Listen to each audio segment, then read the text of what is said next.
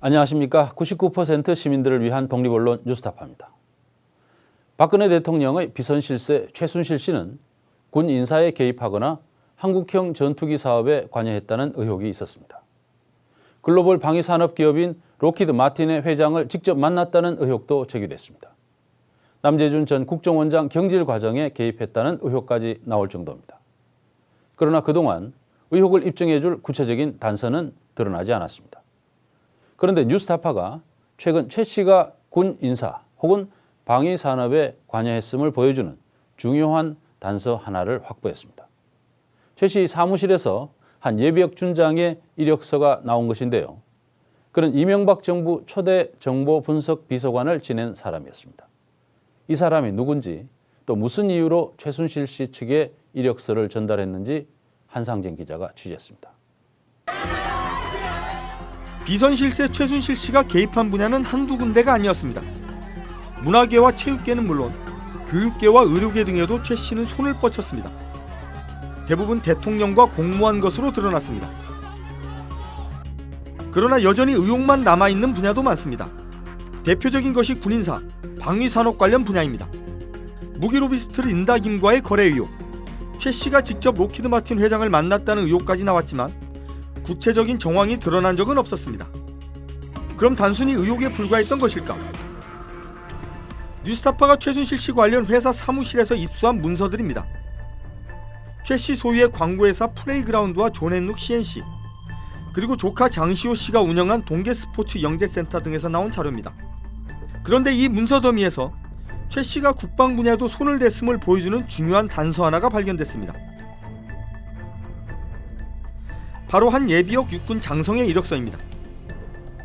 주인공은 육사 35기 출신으로 2010년 육군 준장으로 전역한 유연국 씨. 군 재직 당시 그는 주로 정보 분야에서 활동했습니다.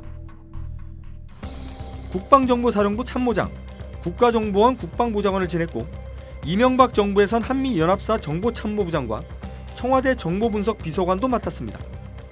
지난해 대한무역투자진흥공사 상임감사를 끝으로 공직을 떠났습니다. 유 전 비서관이 직접 작성한 자기소개서도 이력서와 함께 확인됐습니다. 군 재직 당시의 경력이 자세히 소개되어 있습니다. 정보장교 출신으로 핵심 직위를 두루 거치면서 한국군의 정보능력 발전에 주력했고 2011년 김정일 사망과 아덴만 여명작전 당시 청와대 정보분석비서관으로 안정적으로 정책을 수행했다고 적혀 있습니다. 최 씨 사무실에 이 이력서가 들어온 것은 올해 3월 14일입니다. 시기상 유 씨가 K스포츠재단 이사장 후보로 응모했을 가능성이 있습니다. 초대 이사장인 정동구 씨가 보름여 전인 2월 26일에 사임했기 때문입니다. 유 씨의 지인도 유 씨로부터 비슷한 이야기를 들었다고 합니다. 어느 날 자기 친구가 자기 아들이 다니는 그 회사인데 너 같은 사람을 좀 찾는 것 같다. 그러니까 이력서 한번 줘봐라. 그래서 어디냐고 물어보니까 이건 뭐 될지 안 될지 모르니까 일단 한번 달라고 해서 줬대요. 뭐 잘 알아듣지도 못하면 스포츠가 쪼작쪼고 그러더래요. 하지만 뉴스타파는 취재 중에 석연치 않은 점을 발견했습니다. 유 씨가 최순실 씨 측에 이력서를 전달하기 2달 전인 올해 1월 국방 관련 연구원을 설립한 사실이 확인된 겁니다. 이 연구원의 이름은 미래안보 산업전략연구원. 이미 연구원을 설립해 이사장으로 활동하던 유 씨가 2달 만에 또다시 다른 재단의 이사장에 응모하기 위해 최 씨 측에 이력서를 보냈다는 것은 상식적으로 납득하기 힘듭니다. 취재진은 유 전 비서관을 직접 찾아가 물었습니다. 그는 최순실 씨를 전혀 모르며 자신의 이력서가 최 씨에게 전달된 사실도 몰랐다고 주장했습니다. 나는 MB맨이야. 나 MB에서 편을 당했는데 MB맨이 됐어요 내가. 그러니 뭐 최순실이를 내가 알게 뭐야. 내 이력서를. 그러니까 누가 거기다 줬는지 난 모르지. 그럼 누굴 통해서 그게 최순실 씨 쪽에 이력서가 들어갔는지 모르지, 전혀 모르시는 거예요? 모르지. K스포츠재단 이사장에 응모하기 위한 이력서가 아니었다면 다른 용도는 무엇이었을까? 유 전 비서관이 설립한 연구원은 방산 분야를 전문적으로 연구 컨설팅하는 사단법인입니다. 국방부 산하의 사단법인이에요. 탄, 합, 연 관련이니까 여러 멤버들이 이루어졌다고 보시면 될 것 같아요. 그래서 엄청 큰 초심만 있는 건 아니고. 방산 산업의 뭐 전망이라던가 이런 것들, 뭐 기업 컨설팅 이런 업무도 혹시 좀 그런 거 그런 건 포함되어 있습니다.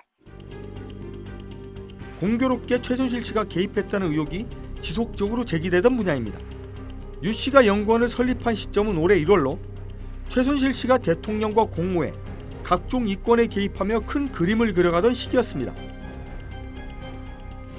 유 씨의 자기소개서를 보면 아래쪽에 별도의 굵은 글씨체가 눈에 띕니다.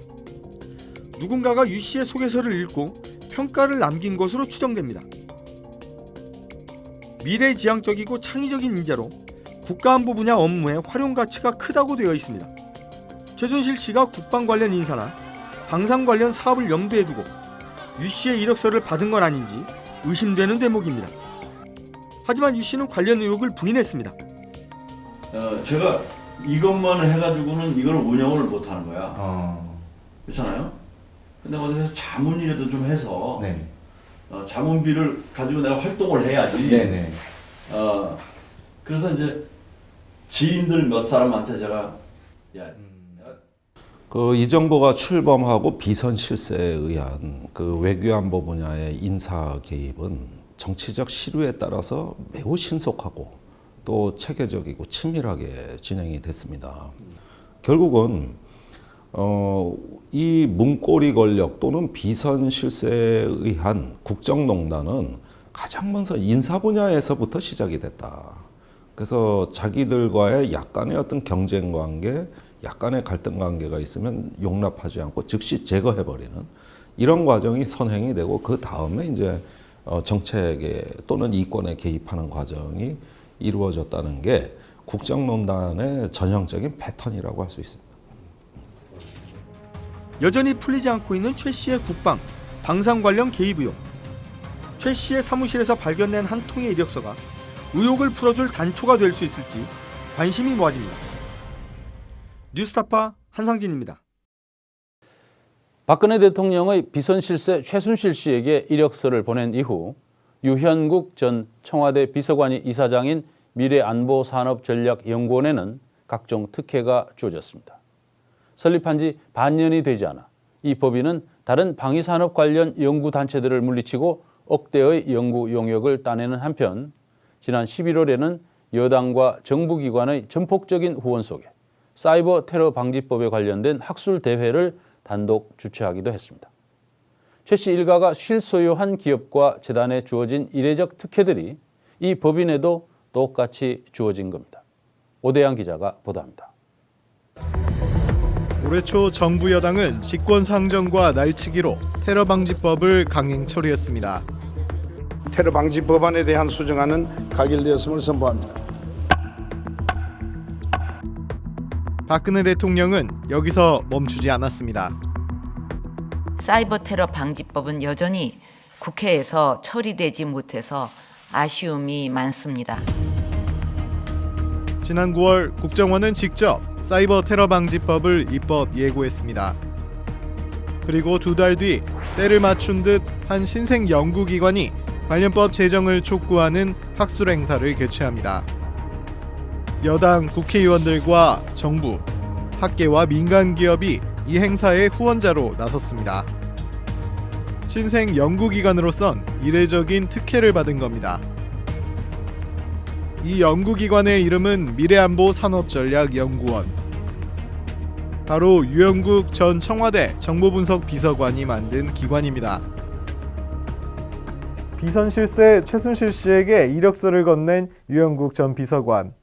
박근혜 대통령이 말을 꺼내면 최 씨와 관련된 법인이 움직이고 여기에 정부와 민간 기업이 힘을 보태는 모습이 낯설지가 않습니다. 이력서가 건네진 3월 이후 이 연구원이 누린 수상한 특혜는 이뿐만이 아니었습니다. 지난 6월 이 연구원은 설립된 지 채 반년이 안 돼 방위사업청 산하기관에서 억대 규모의 연구 용역 2건을 수주했습니다. 특히 국방기술 품질원이 발주한 용역은 또 다른 특혜로 이어졌습니다. 기술 품질원이 주최하는 연례 행사인 세계 방산시장 전망 세미나. 유 전 비서관은 연구 용역의 성과를 토대로 세미나의 주제 발표를 맡고 방사청, 하나테크인 등 방산업계의 큰 손들과 어깨를 나란히 했습니다. 단숨에 방산업계의 이름을 각인시킨 셈입니다. 이들이 수행한 연구 용역은 세계 방산 시장의 동향과 해외 진출 전략을 모색하는 것이었습니다. 실상 매년 국방기술 품질원과 방사청이 해오던 연구를 그대로 이어받은 수준입니다. 이 같은 연구원의 행보는 지난 1년 동안 최순실 씨와 관련된 회사들에서 공통적으로 나타난 특징들과 겹쳐집니다. 지난해 말에서 올해 초 설립돼 측근으로부터 소개받은 업계 관계자가 대표로 세워졌고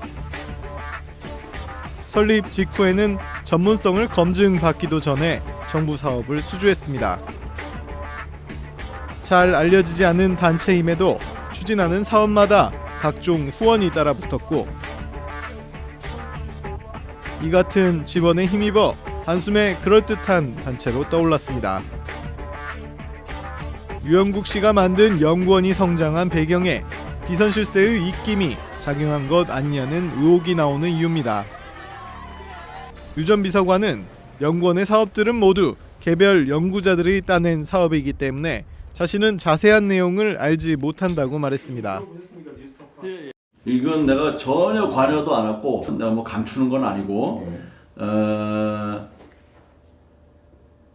여기 이 분야에 대해서 관련된 경험이 있고 지식을 갖고 있는 박사 예비역 군 출신 박사가 이거를 제안을 하고 이미 최순실 씨가 미국 로키드 마틴사와 접촉해 사드와 F-35 등 무기 도입 사업에 개입했다는 의혹이 나오는 상황. 지금까지 최순실이가 해먹은 거는 껌값입니다. 껌값. 네. 사드로 네. 인한 커미션을 생각해 보십시오. 커미션. 사드를 어디서 만듭니까? 로키드 마틴이거든요. 네. 지난 6월에 로키드 마틴 회장하고 최순실이가 만납니다. 예? 6월에 만났다고요? 네. 정부는 무기 도입 사업으로 수조 원의 예산을 사용하면서도 시종 미국 정부와 로키드 마틴에 끌려가는 듯한 모습을 보여왔습니다. 국민을 빅브라더의 공포로 몰아넣었던 테러방지법 전국 때도 한결같이 귀를 닫았습니다. 그래서 어떤 특정 개인이 대통령에게 소위 영향력을 미쳐서 근간에 있었던 그 체계적인 결정 과정을 소위 분탕질을 해버린다면 그건 상당히 심각한 거죠. 저는 그러니까 학자로서 그것이 최순실이 아니었으면 좋겠어요.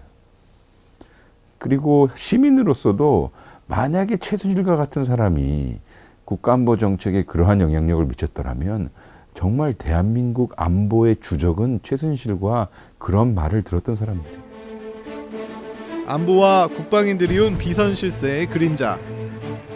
이번에 드러난 최순실 씨와 유영국 씨의 연결고리는 그간의 소문에 그치지 않을 수도 있다는 것을 보여주고 있습니다. 뉴스타파 오대양입니다.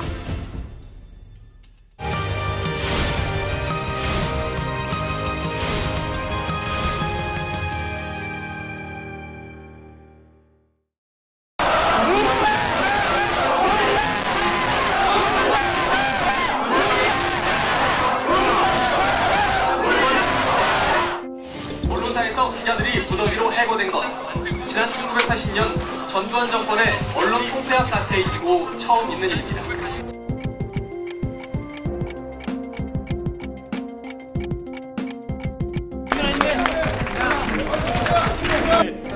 식사는 하는 거예요? 돼요? 점심은 드셨죠? 그래.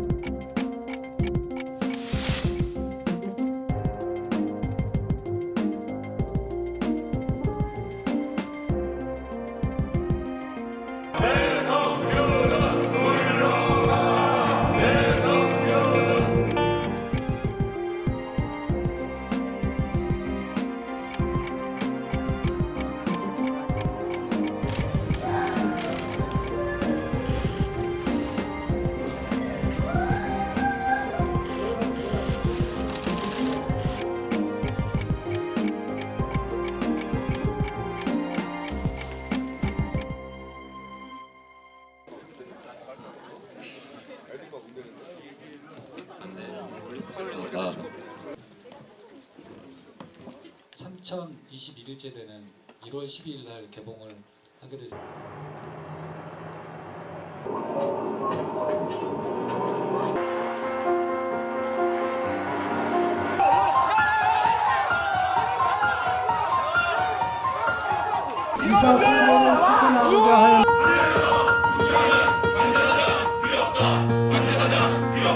방송 장악은 그것을 할 의도도 전혀 없고 법적으로도 불가능합니다.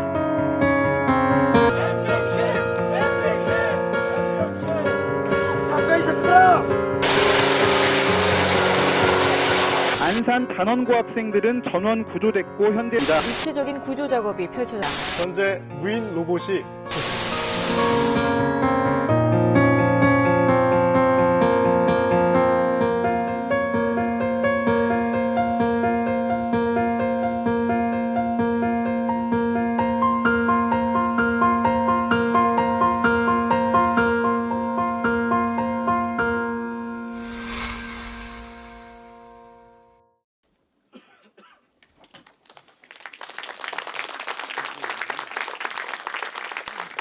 다 복직이 되시고 그다음에 공정방송 정상화가 된 이후에 옛날엔 이랬지라고 얘기할 때 그때 다시 편집하겠습니다. 감사합니다.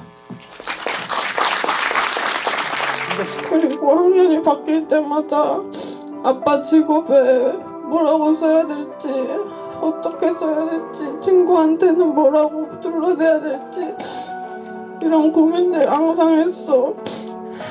아빠 내가 진짜 많이 존경하고 항상 감사하고 너무너무 사랑해.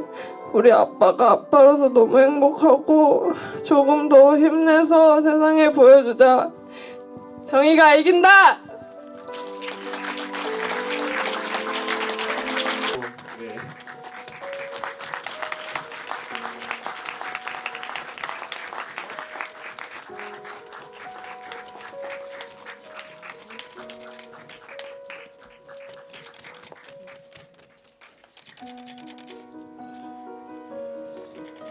그냥 고맙습니다. 다른 말이 생각이 안 나고요.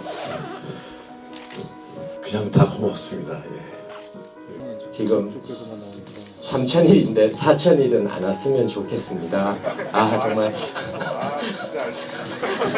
이 3,000일이 1년이 8번 하고도 20일이 더 지난 그런 긴 시간이잖아요. 이 시간을 그래도 동요하지 않고 견딜 수 있었던 것은 여기 계신 우리 동료들, 그리고 이 자리에는 없지만 우리들을 성원해 주신 많은 시민들, 그 때문에 3,000일을 견뎌온 것 같습니다. 고맙습니다. 우리 해고 동료들 화면 속에서 뉴스 전달하는 모습 보이면 됩니다. 그때가 바로 대한민국 언론 자유가 그나마 조금 나아졌구나. 이제 뭔가 대한민국의 민주주의가 제대로 좀 꼽힐 수 있겠구나 하는 기대를 가질 거라고 생각합니다. 한식자가 온다! 우리 지금 한식자가 온다!